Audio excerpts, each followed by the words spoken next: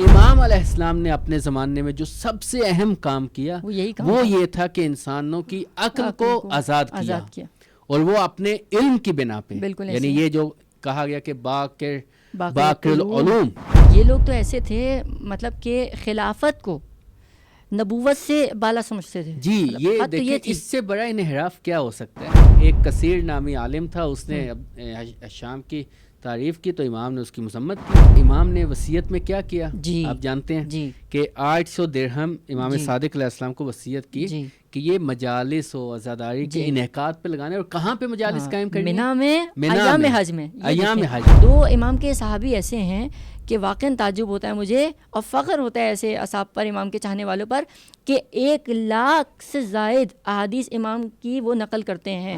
راستے میں پھر امام کا قاصد جو ہے وہ جناب جابر کے پاس آیا اور ان کو ایک خط دیا. انہوں نے جب وہ خط پڑھا تو وہ پڑھ کر تھوڑا سا پریشان ہوئے اور ان کی کیفیت تغیر ہو گئی، تبدیل ہو گئی. اعوذ باللہ من الشیطان الرجیم، بسم اللہ الرحمن الرحیم، اللہم صلی علی محمد وآل محمد. السلام علیکہ یا محمد ابن علی، السلام علیکہ یا باقر علوم الاولین والآخرین، السلام علیکم ورحمۃ اللہ وبرکاتہ. امام باقر علیہ السلام کا یوم شہادت ہے اور اس دن کی مناسبت سے ہم آپ کی خدمت میں حاضر ہیں. سب سے پہلے ہم تمام علماء حق کا، تمام حاضرین اور رہبر معظم انقلاب اور وقت کی حجت امام زمانہ کی خدمت میں تسلیت و تعزیت عرض کرتے ہیں. اور آج چونکہ یوم شہادت ہے تو ہم مکتب اہل بیت سے تعلق رکھتے ہیں، تو ہمارا یہ جہاں پہ شرعی وظیفہ ہے وہاں پہ ہماری یہ عقلی ذمہ داری بھی ہے کہ ہم امام کی سیرت سے آشنا ہوں. کیونکہ قرآن مجید میں جب خدا بند عالم فرماتے ہیں وَلَقَدْ كَانَ لَكُمْ فِي رَسُولِ اللَّهِ أُسْوَةٌ حَسَنَةٌ، تو یہ جو آیت ہے یہ جیسے رسول کے لیے، رسول کے زمانے میں جاری و ساری ہے، اسی طرح بعد میں جو ان کے جانشین آئے ہیں، معصوم جانشین، وہ ان کی زندگی بھی ہمارے لیے اسوہ حسنہ ہے. تو ہم انشاءاللہ کوشش کریں گے کہ امام کی سیرت کے ہر پہلو کو آپ کے سامنے لائیں. اور گفتگو میں شریک ہونے کے لیے ہمارے ساتھ موجود ہیں آغا صادق. میں سب سے پہلے آغا صادق کو خوش آمدید کہوں گا اور ساتھ یہ بھی کہنا چاہوں گا کہ چونکہ ہم یہ چاہتے ہیں کہ امام کی سیرت کے ہر پہلو سے آشنا ہوں، تو معاشرے میں جو مشکلات، معاشرے میں جو چیلنجز ہیں، ہم ان کو ساتھ لے کے چلیں گے. السلام علیکم ورحمۃ اللہ وبرکاتہ. وعلیکم السلام ورحمۃ اللہ وبرکاتہ. اعوذ باللہ من الشیطان الرجیم، بسم اللہ الرحمن الرحیم، الحمد للہ کما ہوا اہلہ. سب سے پہلے میں آپ کو اور ناظرین کو، سامعین کو امام محمد باقر علیہ الصلاۃ والسلام کی شہادت کی تسلیت عرض کرتا ہوں اور دعا گو ہوں پروردگار عالم آپ علیہ الصلاۃ والسلام کے نورانی وجود سے ہمارے قلوب کو منور فرمائے. الہی آمین. دیکھیں، ہم جب امام کی زندگی پہ گفتگو کرنا چاہتے ہیں تو سب سے پہلے ہمارے اذہان میں یہ ہوتا ہے کہ مثلا کوئی بھی شخصیت ہوتی ہے تو سب سے پہلے ہم یہ سوچتے ہیں، پوچھتے ہیں کہ امام کا بچپنا کیسا گزرا. تو جب ہم امام کے بچپنے کو دیکھتے ہیں تو امام وہ عام بچوں جیسے دکھائی نہیں دیتے. بالکل ایسی ہے، اس لیے کہ یہ اس گھرانے میں پیدا ہوئے، اس گھرانے کے پروردہ ہیں کہ جن کے بچے دیکھنے میں بچے دکھائی دیتے ہیں لیکن وہ بالکل ایسی وہی علم لدنی کے مالک ہوتے ہیں.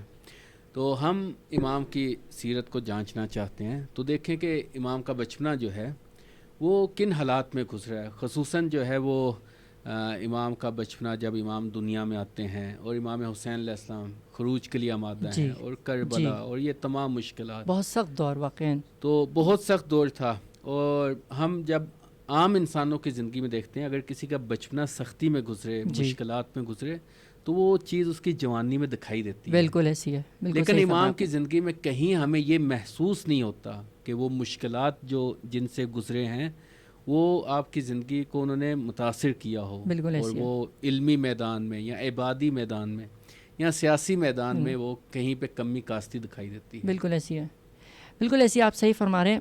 آپ اگر کسی بھی شخصیت کا اگر آپ مطالعہ کرنا چاہتے ہیں اور اس کو جاننا چاہتے ہیں تو آپ یہ دیکھنا چاہیے آپ کو یا کسی بھی شخص کو کہ اس کا خدا سے رابطہ کیسا ہے، اس کا خدا کے بندوں کے ساتھ رابطہ کیسا ہے، اس کا خدا کے دشمنوں کے ساتھ رابطہ کیسا ہے. اگر ہم امام محمد باقر علیہ الصلوۃ والسلام کی شخصیت کی طرف نگاہ کریں تو ہمیں آپ کے جیسے آپ نے فرمایا 4 پہلو نظر آتے ہیں، چاہے وہ عبادی ہو، سیاسی ہو، اجتماعی ہو یا علمی ہو. اور اگر ہم اس کو سمجھیں تو اپنے لیے آپ علیہ السلام کی سیرت کو اسوہ بنا سکتے ہیں.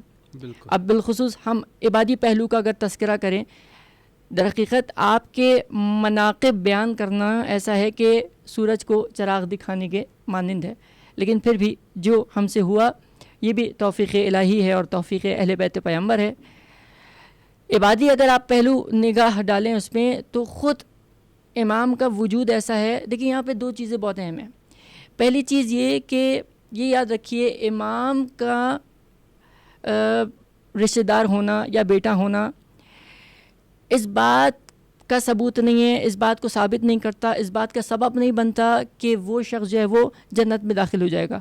کیوں؟ کیونکہ خود یہ امام فرما رہے ہیں. آپ یہ مختلف روایت ہمیں ملتی ہیں کہ امیر المؤمنین امام علی ابن ابی طالب علیہ السلام جب جناب ساسان جو امام کے چاہنے والے ہیں جب وہ بیمار ہو گئے تو آپ علیہ السلام ان کی عیادت کے لیے گئے اور انہوں نے امام نے یاد دلایا ان کو کہ دیکھو میں تمہاری عیادت کو آیا تھا جب تم بیمار تھے، لیکن خبردار اس بات پر اکتفا نہ کرنا کہ دیکھو علی میرے لیے آئے، میری عیادت کو آئے لہٰذا میں جنتی ہوں. نہیں، خود امام محمد باقر علیہ الصلوۃ والسلام یہ فرماتے ہوئے پائے گئے، تاریخوں میں ہے کہ امام فرما رہے ہیں اپنے شاگرد جابر بن یزید جوفی سے کہ خدا کی قسم ہمارے پاس جو کچھ بھی ہے اطاعت خدا سے ہے، بندگی خدا سے ہے. بالکل. دیکھیں قرآن مجید نے جو کہ لا ریب کتاب ہے اور تمام انسانوں کے لیے ہدایت کا منشور ہے، اس نے صراحت کے ساتھ کہہ دیا کہ ان اکرمکم عند اللہ اتقاکم. ایسی ہے. تو حسب و نسب نہیں کام آئے گا. بالکل ایسی. اور خصوصاً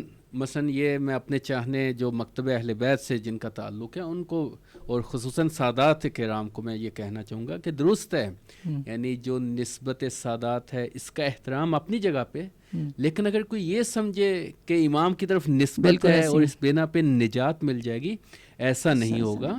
ہمیں جو ہے وہ جیسے کہ چھٹے امام نے فرمایا کہ کون لنا زینا ولا تکون علینا شینا، کہ ہمارے لیے باعث زینت بنو، باعث ننگ اور آڑ نہ بنو.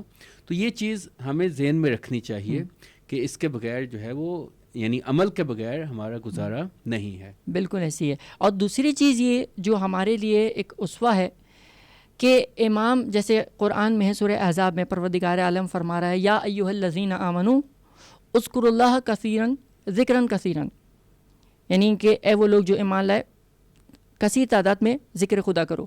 خوب، اب پھر امام جعفر صادق علیہ الصلوۃ والسلام ارشاد فرما رہے کہ میرے بابا ذکراً کثیرا یعنی بہت زیادہ ذکر کیا کرتے تھے. اور بہت سی روایتوں میں بھی ہمیں ملتا ہے رسول خدا جناب ابو ذر کو یہ تاکید کرتے ہیں کہ قرآن کی تلاوت کرو، قرآن سے اپنا رابطہ مضبوط رکھو اور ذکر خدا کرو.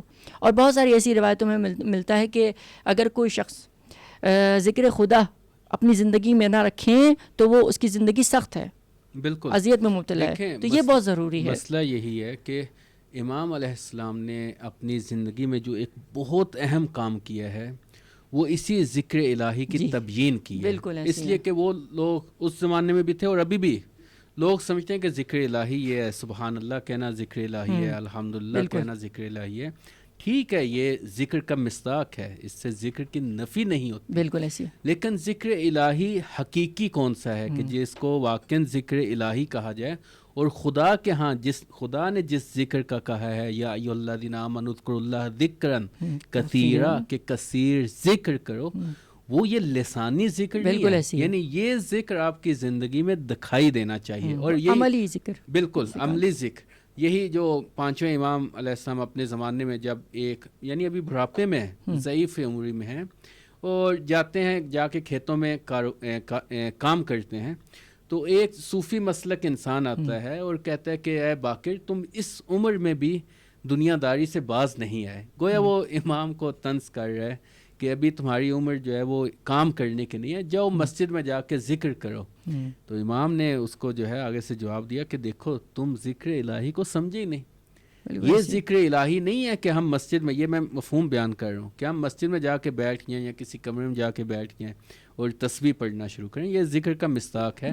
لیکن حقیقی ذکر یہ ہے کہ جو آپ کی ذمہ داری ہے, معاشرے میں جو آپ کی ذمہ داری ہے, فیملی میں جو آپ کی ذمہ داری ہے, جو حقوق العباد ہیں ان کو مد نظر رکھیں, ان کو ادا کریں, تو پھر آپ ذکر الہی کے حقیقی مصداق ٹھہریں گے اور خود لسان سے بھی کہیں اور آپ کے دل میں یہ حقیقت جلوہ گر ہو جائے. بالکل ایسی ہے.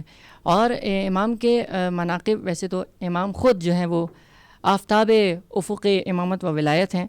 آپ امام کی شخصیت میں دیکھیں ایک چیز کہ امام سورج کی مانند بنو امیہ کے سیاہ دور میں, وہ دور کہ جو تشیع کے لیے, مکتب تشیع کے لیے بہت سخت دور تھا, قتل و غارت گری شیعوں کی عام تھی, اس دور میں امام ایسی روشنی ثابت ہوئے سورج کی مانند کہ ہر عاقل اور بصیرت شخص نے اس سے فیض حاصل کیا. ایسی آپ یہ دیکھیں کہ اتنی علمی صلاحیت اور معارف اسلامی اور احکام اسلامی کی ترویج اور لوگوں کو علم کی دعوت, یعنی وہی کام جو رسول خدا نے اپنی زندگی میں کیا, کیونکہ وہ کام جو رسول خدا کرتے آ رہے تھے بعد رحلت پیغمبر وہ قط ہو گیا. اسی لیے ہم آپ دیکھیں زیارت میں ہم کیا پڑھتے ہیں, جب ہم جناب معصومہ کی زیارت پڑھتے ہیں اس سے پہلے انبیاء اور ائمہ پر سلام بھیجتے ہیں. اس میں امام باقر کا کیا جملہ ہے, السلام علیکم یا محمد ابن علی باقر العلم بعد النبی, یعنی سلام ہو محمد آپ پر. واقعی عجیب جملہ ہے. بالآخر یہ وہی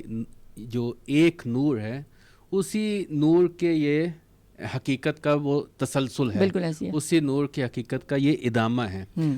یہ اجسام اور یہ ابدان تو چینج ہو رہے ہیں, مختلف ہو رہے ہیں, لیکن وہ جو حقیقت نورانیہ ہے وہ ایک ہی ہے. جیسے کہ رہبر معظم نے وہ ایک کتاب لکھی ہے 250 سال انسان کے 250 سالہ انسان, یعنی اس میں رہبر کا مدعا کیا ہے. رہبر کہنا یہ چاہتے ہیں کہ ہم نے مختلف زمانوں میں مختلف ائمہ کو دیکھا ہے, بالکل ایسی, یعنی ان کے اجسام مختلف ہوئے, ابدان مختلف ہوئے, لیکن ان کا ہدف ایک تھا اور وہ جو حقیقت نورانیہ ہے وہ ایک تھی. بالکل ایسی. تو لہٰذا یہ زمانے کے تبدیل ہونے سے کوئی فرق نہیں پڑا ان سے. یعنی یہ جس طرح رسول خدا صلی اللہ علیہ وسلم نے اپنے زمانے میں حق کے پرچار کے لیے ہر قسم کی مشکل کو سہا ہے, لوگوں کے تانے سنے, لوگوں سے جو ہے وہ پتھر کھائے ہیں, لہو لہان ہوئے ہیں, وہی چیزیں جو ہے بعد والے ائمہ میں بھی یہ ملتی ہیں منتقل ہوئی ہیں. اور جیسے کہ خود رسول نے فرمایا کہ جتنی مجھے اذیت دی گئی ہے, ما اوذی نبی کما اوذیت انا, کہ جتنی مجھے اذیت دی گئی اتنی کسی کو نہیں دی گئی. تو پوچھنے والے نے پوچھا کہ یا رسول اللہ, آپ کی اذیت درست ہے, آپ کو بہت اذیت ہوئی ہے, لیکن وہ انبیاء تھے کہ مثلا کسی کو آرے سے چیر دیا گیا, کسی کو زندہ جلا دیا گیا, کسی کو جو ہے وہ طرح طرح کی مشکلات تھیں, وہ مشکلات ہم نے آپ میں تو نہیں دیکھی.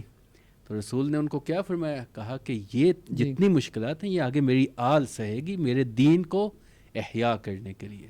بالکل ایسی ہے. یعنی اس بات سے ثابت ہوتا ہے کہ رسول خدا اور اہل بیت پیغمبر ایک دوسرے سے متصل ہیں. بالکل ان کا وجود ہے.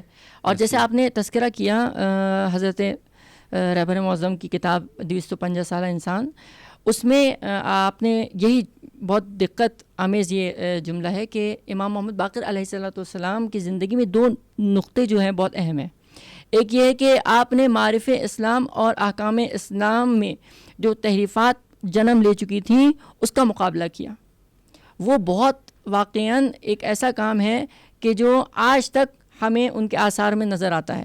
ہم اس کا ثمر جو ہے, پھل جو ہے, آج ہم خود دیکھ رہے ہیں اپنی نگاہوں میں کہ کس طریقے سے, کیونکہ آپ دیکھیں کہ بنو امیہ کا جو دور ہے اس میں اگر اسلام جو ظاہری اسلام, وہ اسلام جو حقیقی اسلام ہے, جو رسول خدا کا اسلام ہے, اگر وہ رائج ہو جاتا تو بنو امیہ اپنی حکومت کو ادامے نہیں دے پاتے. بالکل ایسی ہے.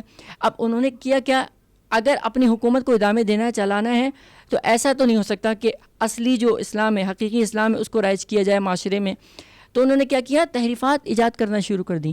پھر تحریفات بھی کس طریقے سے کہ وہ جو برجستہ جو ظاہراً جو مسلمان تھے, فقہا تھے, علماء تھے, قرہ تھے ان کو جو ہے اپنے گرد جمع کیا, زر خرید جی بالکل غلام بنا لیا, غلام بنا لیا آپ یہ کہہ سکتے ہیں, مال کے ذریعے سے یا ڈرا دھمکا کر تفسیریں ہو رہی ہیں جی جیسے وہ چاہتے ہیں جی ویسے بالکل احکام ایسی صادر ہو رہے ہیں. بالکل ایسی ہے. یہیں پہ وہ مثلا میں یہ کہنا چاہتا ہوں کہ دیکھیں آج کل میڈیا کا دور ہے, جی تو میڈیا میں پراپوگنڈا کو سمجھنا بہت آسان ہو گیا ہے. بالکل یعنی آج کل پہلے لوگ سمجھتے تھے کہ بھئی کیسے جو ہے ایک حقیقت کو مسخ کیا جاتا تھا, تو ابھی سمجھنا بہت آسان ہوا ہے.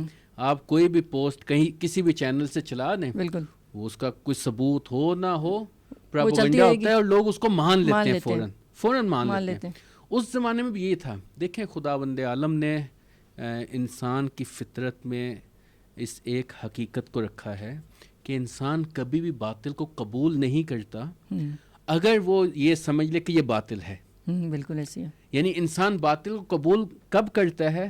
حق کے لبادے میں, اسلام کے لبادے میں, حق کے لبادے میں, جب تک اس کی فطرت سالم ہے. ہاں بعض لوگ ہوتے ہیں کہ وہ جو ہے ان کی فطرت مسخ ہو جاتی ہے تو وہ پھر باطل ان کا شعار اور وتیرہ بن جاتا ہے. بالکل ایسی ہے. لیکن جب تک انسان کی فطرت کچھ بھی حد تک سالم ہے تو باطل کو باطل ہونے کے ناطے قبول نہیں کرے گا.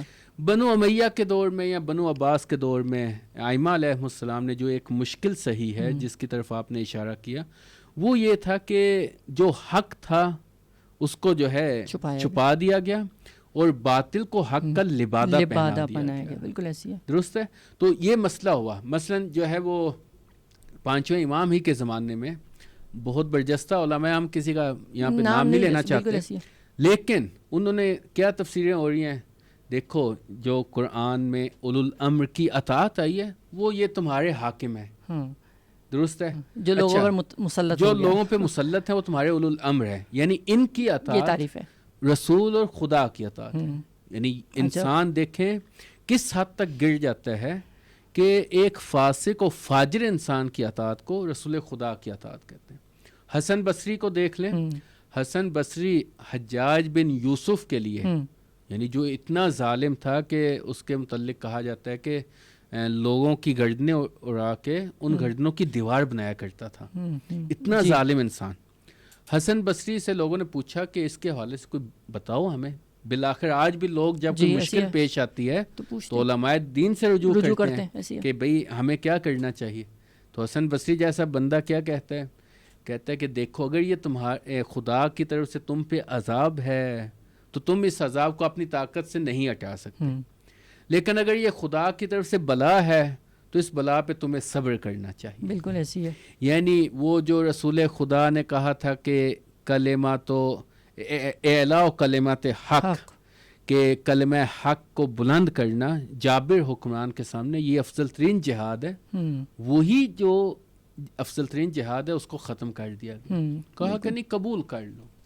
یعنی انسان پستی اور ذلت میں کب جاتا ہے؟ جب وہ اپنے اوپر مسلط کسی فاسق و فاجر حاکم کو بے عنوان حاکم قبول کر لے. تو یہ امام علیہ السلام نے جو ایک اہم کام کیا وہ ان لوگوں کی حقیقت کو آشکار کیا اور ان کو بتایا کہ دیکھو امام یہ نہیں ہے جو فاسق و فاجر ہو. امام ہم ہیں, امام میں ہوں کہ جو رسول کا مطیع, رسول کا فرزند اور خدا کے احکام کو جاننے والا ہوں. یعنی جو معاشرے میں حاکم ہوگا اسلامی نقطہ نگاہ سے اس کو عالم بھی ہونا چاہیے اور اس کو عامل بھی ہونا چاہیے. یعنی جو علم جانتا ہے اس پہ عمل بھی کرے. اور اس زمانے میں بدقسمتی یہ تھی کہ وہ لوگ نہ عالم تھے نہ عامل تھے. انہوں نے اس چیز کو کیسے لوگوں پہ مسلط کیا کہ لوگ اس کو قبول کر لیں. یہی زر خرید علماء کو خریدا یا ڈرا کے اور کہا کہ جو ہے وہ یعنی وہ آگے مصباح بھی کہتے ہیں کہ 3 چیزیں ہوتی ہیں ہمیشہ, اور آج کل کیا کہتے ہیں دنیا میں بھی یہی رواج ہے کہ یہاں انسان کو پہلے لالچ دیا جاتا ہے, پیسوں سے خریدنے کی کوشش کی جاتی ہے, آفرز کی جاتی ہیں. اگر اس میں آ جائے تو مسئلہ حل ہے ان کے لیے. اگر لالچ میں نہ دھمکی دی جاتی ہے کہ اگر تم نے یہ کام نہیں کیا تو ہم یہ کر دیں گے وہ کر دیں گے, تو انسان یا لالچ میں آ جاتا ہے یا دھمکی میں آ جاتا ہے. تو یہ حربہ وہ تھا جو طول تاریخ میں ائمہ کے خلاف استعمال ہوا ہے. بالکل. یہ لوگ تو ایسے تھے مطلب کہ خلافت کو نبوت سے بالا سمجھتے تھے. جی یہ حد تو یہ دیکھیں تھی. اس سے بڑا انحراف کیا ہو سکتا ہے کہ کوئی یہ کہے کہ خلافت نبوت سے افضل ہے. دیکھیں اس کو ہم دو شکلوں میں پیش کر سکتے ہیں. ایک تو یہ کہ ایک ہوتی ہے اصل، ایک ہوتی ہے فرع. صحیح ہے. خلافت بالفرض اگر خلافت ہے وہ حقہ بھی قرار دیں مثلاً، اگرچہ وہ باطل تھی، لیکن اگر خلافت حقہ بھی قرار دیں تو ایک فرد چیز اصل سے افضل کیسے ہوگی؟ یعنی جو زماناً بھی متاخر ہے اور رتبتاً بھی کیا ہے متاخر ہے، دونوں چیزوں میں متاخر ہے، تو وہ اس سے افضل کیسے ہو سکتی ہے؟ لیکن انہوں نے مسئلہ یہی ہوا کہ انہوں نے انسانی عقول کو بند کر دیا. یعنی انسان جو ہے وہ کفر کر دیا. یہ جو اتنی تاکید ہے علم حاصل کرو، قرآن میں افلا تتفکرون افلا تتدبرون، پتہ نہیں کتنی دفعہ قرآن نے انسان کو مخاطب کیا ہے کہ تم تفکر کرو، تم تدبر کرو، سوچو، کیا تم عقل نہیں رکھتے؟ یعنی بہت سے اسالیب اور بہت سی تعبیرات کے ساتھ خدا نے انسان کو مخاطب کیا کہ سوچو، میں نے تمہیں ایک ایسا وجود عطا کیا ہے کہ تم سوچ سکتے ہو. لیکن انہوں نے کیا کیا؟ اسی عقل پہ انہوں نے تالے مار ڈالے، بالکل ایسے، اور کہا کہ تم نے سوچنا نہیں ہے، تمہیں جو کہا جا رہا ہے تم نے وہ کرنا ہے. امام علیہ السلام نے اپنے زمانے میں جو سب سے اہم کام کیا وہ یہ تھا کہ انسانوں کی عقل کو آزاد کیا، اور وہ اپنے علم کی بنا پہ، یعنی یہ جو کہا گیا کہ باقر العلوم، اور دوسری ایک تعبیر ہے کہ مثلا علوم الاولین والآخرین. یعنی امام نے کیا کیا ہے؟ باقرہ یبقر بقرہ، یعنی شگاف کیا ہے، واشگاف کیا ہے. صحیح ہے. یعنی علوم کو جو ہے وہ لوگوں کے سامنے پیش کر دیا ہے. صحیح ہے. اور ابھی انسان سے تقاضا یہی ہے کہ وہ اس علم کے مطابق سوچے. بالکل ایسی. اور دوسرا یہ کہ آپ دوسری جانب بھی دیکھیں کہ امام نے ایسا نہیں ہے کہ لوگوں کے ذہنوں کو کھولا، اور وہ جو ایک اصطلاح ہے نا اسلامی ضد اسلامی، ایسا اسلام جو ضد اسلام ہے، بظاہر وہ اسلام کا لبادہ اوڑھ کر جو ہے وہ لوگوں کو بیان کیا جا رہا ہے کہ یہ اسلام ہے، اس پر عمل کرو، حاکم شام اور حاکم کوفہ اور دیگر حاکم کی طرف سے. لہٰذا امام نے کیا کیا؟ اس کو تو لوگوں کے ذہنوں کو تو کھولا. اس کے ساتھ ساتھ امام کا بڑا ایک عمل یہ ہے کہ امام نے ایک تشکل، ایک چینل قائم کیا، یعنی اپنے شاگردوں کو جمع کیا، ان کی تربیت کی، اور بالخصوص ان میں سے بھی اصحاب سر اپنے بنائے. بالکل ایسی، بالکل. یعنی کہ 2 امام کے صحابی ایسے ہیں کہ واقعاً تعجب ہوتا ہے مجھے اور فخر ہوتا ہے ایسے اصحاب پر، امام کے چاہنے والوں پر، کہ 1,00,000 سے زائد احادیث امام کی وہ نقل کرتے ہیں. محمد بن مسلم جن سے 30,000 احادیث امام سے نقل ہوئی ہیں، اور 70,000 جابر بن یزید جوفی سے. سوچئے اتنا بڑا کام امام کر کے گئے ہیں کہ یہ میں تمہیں سونپ رہا ہوں، میرا کام تمہیں آگے بڑھانا ہے. ایسی امام نے ایک تشکل قائم کیا. ایسا نہیں ہوا کہ میری بات ہوا میں رہ جائے، ایک جمعیت میں امام نے اپنا کام کر دیا، لوگوں کی فکریں کھولی، ایسا کا نہیں ہے. دیکھیں اصل میں طریقہ کار دیکھیں امام کا کتنا بہترین ہے. اصل یہی ہے کہ ہمیں اس زمانے کے مقتضیات اور تقاضوں کو سمجھنا چاہیے. بالکل امام نے اس کے مطابق کام کیا. بالکل. ابھی دیکھیں ہم الحمدللہ یہاں اسٹوڈیو میں بیٹھے ہیں، ہماری آواز ہم جہاں تک پہنچانا چاہیں پہنچ سکتی ہے، کوئی ایشو ہی نہیں ہے. لیکن اس زمانے میں ایسے نہیں تھا. اس زمانے میں وسائل نہیں تھے. آواز پہنچانے کے لیے عجیب و غریب قسم کے طریقے آزمائے جاتے تھے جو وقت طلب تھے. یعنی آپ اگر مکے سے کوفہ یا کوفے سے نجف یا مثلا اس طرح دور دراز کے علاقوں میں، کیونکہ وہ اسلامی حکومت جو بظاہر اسلامی حکومت تھی وہ اس وقت تک روم اور پتہ نہیں کہاں تک پھیلی ہوئی تھی. درست ہے. تو وہاں جانے تک کی بعض کا گھوڑوں گدوں پہ مہینہ 2 مہینے سفر میں لگ جاتے تھے. امام نے کیا کیا؟ امام نے کچھ اصحاب کو آمادہ کیا جن کو اصحاب السر بھی کہا گیا، جن میں یہ لوگ شامل تھے، سر فیض یہ لوگ. انہوں نے آگے جو ہے پھر اپنے افراد کو آمادہ کیا. یعنی پیغام رسانی کا ایک سلسلہ کہ جس کی وجہ سے امام کا پیغام جو ہے وہ پوری دنیا میں پھیل جائے. اور دیکھیں ہم روزے شہادت بھی ہے، ہم دیکھتے ہیں کہ امام نے وصیت میں کیا کیا. آپ جانتے ہیں کہ 800 درہم امام صادق علیہ السلام کو وصیت کی کہ یہ مجالس و عزاداری کے انعقاد پہ لگانے. اور کہاں پہ مجالس قائم کرنے؟ مینا میں، ایام حج میں. ایام حج میں. کیوں؟ زمان و مکان معین کر کے گئے امام. ہاں، اس لیے کہ حج کے مقام پہ تمام دنیا سے لوگ آتے ہیں اور ہر رنگ و نسل کا بندہ آتا ہے، اور وہاں پہ جو ہے وہ یہ مجالس و عزاداری کا انعقاد کرنا.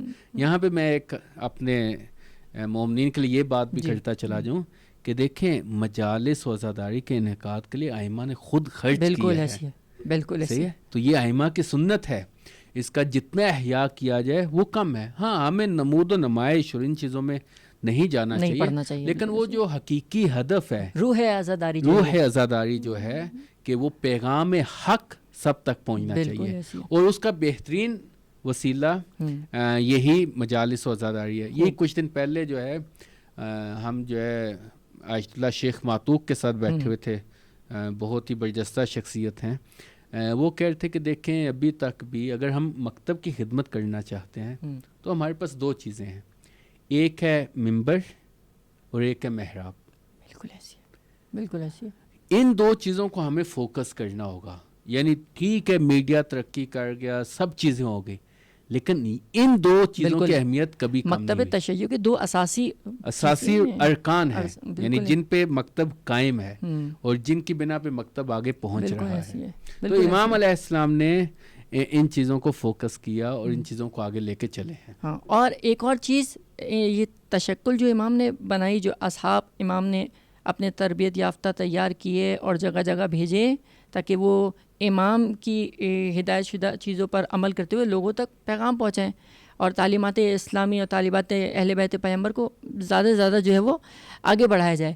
اس کے علاوہ امام نے خود اپنے اصحاب کی کتنی حفاظت کی. آپ مختلف واقعات آپ دیکھ سکتے ہیں. وہ جناب نعمان بن بشیر جو روایت ہے ان سے کہ وہ اور جناب جابر بن یزید جوفی حج کر کے امام کی خدمت میں آئے مدینے میں، تو امام سے ملاقات کی، خوش ہوئے اور واپس چلے گئے. اس وقت تو راستے میں پھر امام کا قاصد جو ہے وہ جناب جابر کے پاس آیا اور ان کو ایک خط دیا. انہوں نے جب وہ خط پڑھا تو وہ پڑھ کر تھوڑا سا پریشان ہوئے اور ان کی کیفیت تغییر ہو گئی، تبدیل ہو گئی. اس کے بعد پھر وہ اپنے جگہ خاموش ہو گئے، کوفے میں چلے گئے. جی بالکل خاموش ہو گئے. نعمان بن بشیر کے بقول پہلے ہم گفتگو کر رہے تھے، ہنس رہے تھے آپس میں، اچانک خط آنے کے بعد وہ خاموش ہو گئے. تو پھر جب وہ لوگ حالت دیکھتے ہیں، ان کی جو وضعیت دیکھتے ہیں کہ وہ کس طریقے سے دیوانے ہو گئے تھے اور ایک جو بانس ہے اس پر سوار ہو کر جو ہے وہ گوسفند کی ہڈیوں کا گلوبند ہار بنا کر پہن کر جو ہے بچوں کے ساتھ کھیل رہے ہیں، مطلب کس طریقے سے شو کیا کہ میں بالکل ایسی. مجھے جناب بہلول یاد آ گیا، توازن کھو چکا ہوں. ہاں بالکل. تو جب اچھا یہ دیکھیں آپ کہ امام نے کس ذریعے سے اپنے چاہنے والے کو بچایا کہ جب حاکم شام کو جب پتہ چلا، حشام بن ملک نے پوچھا کہ یہ جابر کون ہے، اس کو ڈھونڈو، اس کو گرفتار کرو، اس کو قتل کر دو، اور کہا کہ اس کو گرفتار کر کے اس کی گردن کاٹ دو. تو اس وقت جب حاکم شام خود آیا، پہلے اپنا کوئی کارندہ بھیجا، جب خود آ کے دیکھا تو اس کو ہوا کہ ہاں بھائی یہ دیوانے ہو چکے ہیں. تو اس نے کہا بھی کہ اچھا ہوا میرے ہاتھوں یہ نہیں مارے گئے.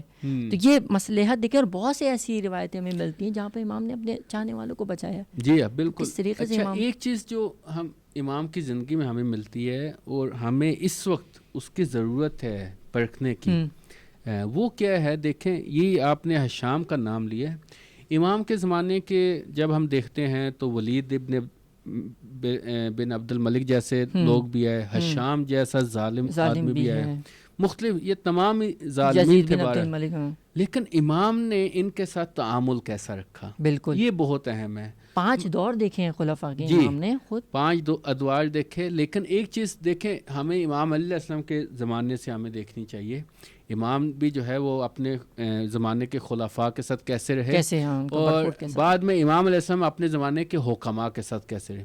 اس چیز کو اگر ہم بے حیثیت قوم شیعہ سمجھ لیں، ہمارے بہت سے مسائل حل ہو سکتے ہیں.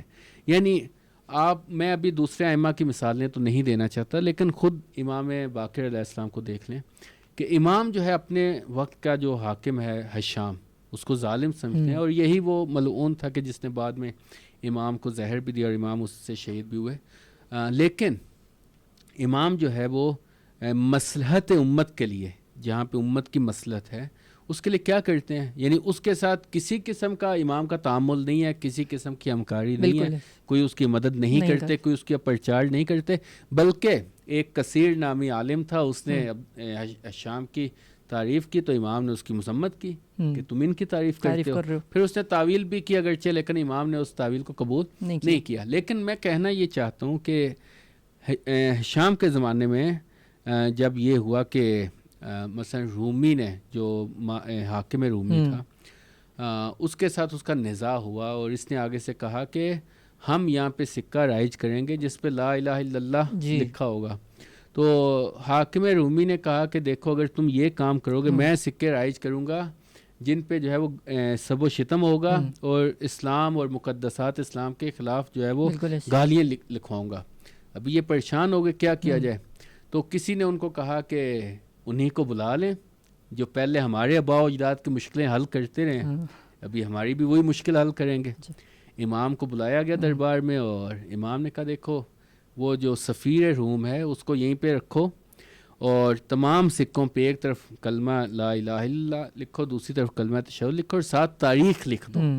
یہ بہت اہم تھا کہ تاریخ لکھ دو کہ آج سے مملکت اسلامیہ میں یہ سکہ رائج ہوگا, اور اس کے بعد پھر روم کو آزاد کر دیا کہ جاؤ ابھی تم اپنے اس کے پاس چلے جاؤ.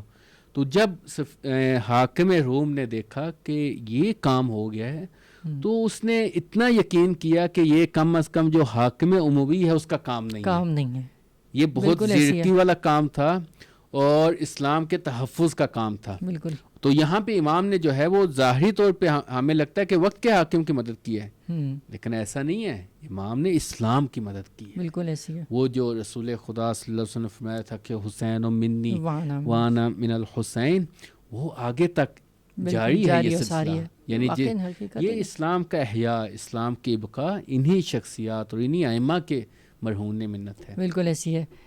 میں یہ پوچھنا چاہوں گا کہ آپ کیونکہ ایام حج بھی نزدیک ہیں اور بہت سے لوگ جو ہیں وہ گئے بھی ہیں اور اپنا واجب فریضہ ادا کر رہے ہوں گے, آپ کبھی گئے حج پر؟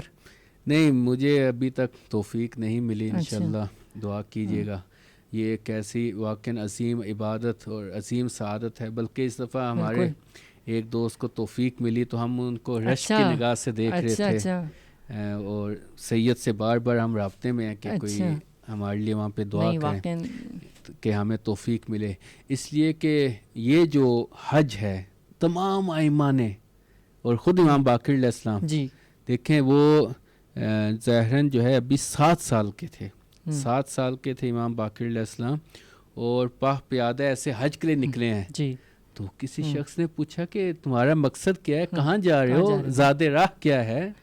تو امام نے اس کو بہت خوبصورت جواب دیا کہ میں جو ہے وہ حج کے لیے جا رہا ہوں اور زاد راہ میرا تقویٰ ہے اور میرا نام محمد ابن علی ابن الحسین ہے. سبحان اللہ. تو یعنی وہ ائمہ کا وہ اشتیاق, اس لیے کہ حج ایک ایسی عظیم عبادت ہے کہ جس کی بنا پہ ہم وہ جو ہمارا مقصد تخلیق ہے ہم اس کو سمجھیں گے. یعنی ہم ہر رنگ و بو سے آزاد ہو کے, ہر قسم کی معاشرتی قید سے آزاد ہو کے وہاں پہ جمع ہوتے ہیں اور گواہی دیتے ہیں کہ خدایا تیرا کوئی شریک نہیں ہے, تو وحدہ ہے, تو ہی معبود ہے. تو ائمہ علیہم السلام نے اس عبادت کو اتنا انجام دیا تو ہم ان کے چاہنے والے ہیں, تو ہم بھی چاہتے ہیں کہ ویسے ہی اس عبادت میں شامل ہوں اور وہاں پہ جو ہے ہم اس توفیق سے بہرہ مند ہوں. خوب. ناظرین اور سامعین جو بھی ہمیں دیکھیں گے بعد میں انشاءاللہ, وہ میں ان سے کہنا چاہوں گا کہ واقعی یہ ایک فضیلت ہے جو آپ کو توفیق الہی ہے جو آپ کو نصیب ہوئی ہے.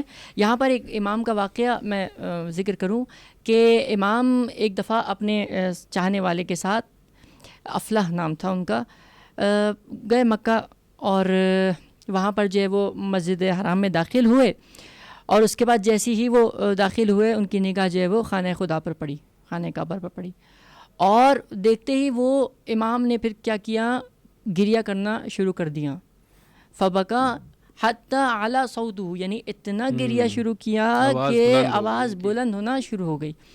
تو امام کے چاہنے والے نے افلاح نے کہا کہ مولا ان الناس ینظرون الیک، آپ کو لوگ دیکھ رہے ہیں. آپ اعتراف کی طرف ذرا نگاہ کیجئے تو آپ کو لوگ دیکھ رہے ہیں. کیا کہیں گے کہ اتنی بڑی شخصیت، نواسۂ رسول، فرزند رسول خدا گریہ کر رہا ہے، وہ بھی ایسے. تو امام نے پلٹ کے اس کو جواب دیا کہ ویحک یا افلاح، وائے ہو تم پر افلاح، کہ اصل لوگ دیکھ رہے ہیں یہ مہم نہیں ہے. لوگ دیکھ رہے ہیں تو دیکھیں، اصل یہ ہے کہ خدا انشاءاللہ میری طرف دیکھے، جی خدا میری عبادت کو قبول کرے. بالکل. ہاں، تو بس جو لوگ یہاں سے، اکثر ایسا ہوتا ہے کہ ہم جب زیارت کا قصد کرتے ہیں، ارادہ کرتے ہیں، تمام مشکلات کے باوجود اپنے وسائل جمع کرتے ہیں، مالی لحاظ سے قوی ہوتے ہیں، پھر جاتے ہیں زیارت پر، چاہے وہ نجف جائیں، مشہد جائیں، قم جائیں، جی. کاظمین جائیں، سامرہ جائیں، جہاں پہ بھی جائیں. حتیٰ ابھی جب مدینہ اور لوگ کعبہ جا رہے ہیں، یہاں سے مبدا سے نکلتے ہیں مقصد کی طرف، لیکن جب مقصد پر پہنچتے ہیں تو مقصود کو فراموش کر دیتے ہیں. ایسے میں یہیں پہ عرض کرنا چاہوں گا کہ دیکھیں، یہی ایام حج، جی، اور چاہے آپ زیارت کے لیے جائیں، چاہے حج کے لیے جائیں، کہیں پہ بھی جائیں، یہ تمام مومنین کو میں خصوصی طور پہ کہنا چاہوں گا کہ ایک چیز ہے کہ جس کو ہمیں سمجھنے کی ضرورت ہے. جہاں پہ بھی ہم جائیں، ہمارے دل کا جو مرکز ہے وہ حب اہل بیت ہونی چاہیے. ایسی ہے، بالکل ایسی. کیوں؟ یہی حج کے ایام میں 5ویں امام ہیں، وہاں پہ طواف کر رہے ہیں. تو امام کے ساتھ صحابی تھے، تو امام نے کہا کہ دیکھو الناس کناس، لوگ لوگوں جیسے ہی ہیں، والایام واحدہ، زمانہ بھی ایک ہے. یہ جو یہاں پہ اتنا طواف کر رہے ہیں، ان کی توجہ ہماری طرف نہیں ہے. خدا نے ہمیں مرکز بنایا ہے کہ توجہ ہماری طرف ہو. یعنی امام کہنا کیا چاہتے ہیں؟ امام کہنا چاہتے ہیں کہ چاہے تم کعبے کے طواف بھی کرتے رہو اور تمہارے دل میں ہماری حب نہیں ہے، تو یہ خالی چکر کاٹنے کا تمہیں کوئی فائدہ نہیں ہوگا. یہ ایک سمجھیں، ایک امام کی ایک حدیث بھی ہے جس میں میں کہوں کہ امام کا نوحہ ہے، امام کا مرثیہ ہے، امام کا گریہ ہے، امام کا درد دل ہے، کہ اس میں امام فرما رہے ہیں کہ بنی الاسلام علی خمسن، علی الصلاۃ، حج، صوم، زکوٰۃ والولایہ. پھر امام کیا کہتے ہیں کہ جس طریقے سے ولایت کو پکارا گیا، ان کسی طریقے سے چاروں چیزوں کو نہیں پکارا گیا. اور لوگوں نے بالولایہ، لیکن کیا کیا لوگوں نے؟ فاخذ الناس، یعنی کہ لوگوں نے 4 چیزیں وہ لے لیں اور 5ویں کو چھوڑ اہم جو دیا. چیز تھی، جو مرکز تھا، اس کو درست چھوڑ ہے. دیا. یہ رونا ہے، گریہ ہے امام کا. بالکل، یہ جو ہے وہ حقیقت یہی ہے. ابھی ہم جب اس مثلا اس دور جدید میں جی رہے ہیں، تو ہم دیکھتے ہیں کہ بہت سے استعماری ممالک ہیں، وہ جو ہے نظام ولی فقی، نظام ولایت فقی، اس کے کھل کے مخالفت کرتے ہیں. ان کے خلاف ان کے پتہ نہیں 200-300 چینلز پروپیگنڈا پہ لگے ہوئے ہیں، اور اگر کوئی ایران سے کوئی چلا جائے وہ ان کے لیے قابل برداشت نہیں ہے. لیکن دوسرے بھی اسلامی ممالک ہیں، ان سے وہ گلے بھی ملتے ہیں، ان سے وہ سب کچھ رسم و رواج بھی رکھتے ہیں، مراسم بھی رکھتے ہیں. وجہ مشکل کہاں پہ ہے؟ مشکل یہ ہے کہ یہاں پہ جو اس سرزمین پہ ہیں وہ اہل بیت کے چاہنے والے ہیں، اور وہ حقیقی اسلام کے نمائندے ہیں. اور حقیقی اسلام کا نمائندہ کہتا ہے کہ مجھے ظلم قبول نہیں ہے کسی بھی صورت میں، کہیں پہ بھی ہو. لیکن جو حقیقی اسلام کا نمائندہ نہیں ہے، وہ دیکھیں آپ، سعودیہ، امارات اور ان ممالک نے $4 ٹریلین ٹرمپ کو دے دیا، حالانکہ فلسطین میں لوگ ایک عدد روٹی کے لیے ترس رہے ہیں. ایسا کیوں ہے؟ اس لیے کہ انہوں نے اسلام پکڑا اور روح اسلام کو چھوڑ دیا. ولایت سے دوری سبب. روح اسلام اہل بیت کی محبت ہے. بالکل ایسی ہے. اور اگر کوئی یہ سمجھتا ہے کہ وہ مسلمان ہے اور حب اہل بیت سے خالی ہے، تو وہ مسلمان نہیں ہے. نہ کہے اپنے آپ کو. کیوں؟ اس لیے کہ مسلمان وہ ہے جو روح اسلام کا حامل ہو، اور روح اسلام ولایت اہل بیت اور محبت اہل بیت ہے. تو لہٰذا اس نقطے کو ہمیں سمجھنے کی ضرورت ہے. آج آپ امریکہ میں چلے جائیں، آسٹریلیا میں چلے جائیں، ان کنٹریز میں چلے جائیں، وہاں پہ اسلامی مراکز قائم ہیں، وہ جو ہے پوری آزادی سے اپنی عبادت کر رہے ہیں، سب کچھ کر رہے ہیں. ان کو وہاں کی حکومتیں کچھ نہیں کہتی. لیکن اگر ایک لفظ وہ فلسطین کے حق میں بول لیں، یا مثلاً کسی یمن کے حق میں بول لیں یا کسی اور مظلوم کنٹری کے حق میں بول لیں، ان کی اقامت باطل ہو جاتی ہے، ان کی نیشنلٹی ان کو وہاں سے نکال دیا جاتا ہے. بالکل ایسی ہے. لیکن جو ہے وہ نماز روزہ یہ سب چیزیں چل رہی ہیں. تو دیکھیں یہ طاغوت کی یا جو مثلا ظالم ہے اس کی سرشت میں ایک چیز شامل ہے. وہ کہتے ہیں تم نے جو عبادتیں کرنی ہیں کرتے رہو، میری حکومت کو کچھ نہ کہنا. تمام ائمہ شہید ہوئے. کیوں؟ امام حسین علیہ السلام کو بھی کہا گیا کہ امام آپ کیا جو ہے یزید کے خلاف قیام کریں گے، آپ چلیں جائیں یمن چلے جائیں، وہاں اپنی عبادت کریں، آپ کے ساتھ چاہنے والے بھی موجود ہیں. آیا امام نے قبول کیا؟ امام باقر علیہ السلام کیوں شہید کیے گئے؟ کیا ہشام کو جو ہے وہ امام کی نماز روزہ سے ایشو تھا؟ نہیں، ہشام کو ایشو یہ تھا کہ امام لوگوں کو بیداری دیتے ہیں، لوگوں کو شعور دیتے ہیں، لوگوں کو ان کے حقوق کی طرف متوجہ کرتے ہیں. اور یہ وہ چیز تھی کہ جس کی بنا پہ ظالم امام کو قبول نہیں کرتے تھے. وہی رہبر موسم اپنی کتاب کے مقدمے میں بہت اچھی بات کرتے ہیں. کہتے ہیں کہ ہم ہمیشہ ائمہ کے جو ظاہری مظلومیت ہے اس کی طرف متوجہ ہوتے ہیں. کسی امام کو زہر سے شہید کیا گیا، کسی کو تلواروں سے شہید کیا گیا، لیکن ان کی حقیقی مظلومیت کی طرف متوجہ نہیں ہوتے. حقیقی مظلومیت یہ ہے کہ کوئی ظالم امام کو شہید کیوں کر رہا ہے. اس پہ کیا ہم نے کبھی سوچا؟ ہم نہیں سوچتے. ہم تو جو ہے وہی ظاہری مظلومیت پہ گریہ کر کے چلے جاتے ہیں. اگرچہ اس کا ثواب ہے، میں اسے ثواب کی نفی نہیں کر رہا اور بہت عظیم ثواب ہے، لیکن ہمیں متوجہ ہونے کی ضرورت ہے. یعنی وہ جو حقیقت اسلام ہے یا روح اسلام ہے اس کو سمجھنے کی ضرورت ہے. ایک ظالم امام کو شہید کیوں کرنا چاہتا ہے، چاہے وہ 5ویں امام ہو، 6ٹھے امام ہو، 7ویں امام ہو؟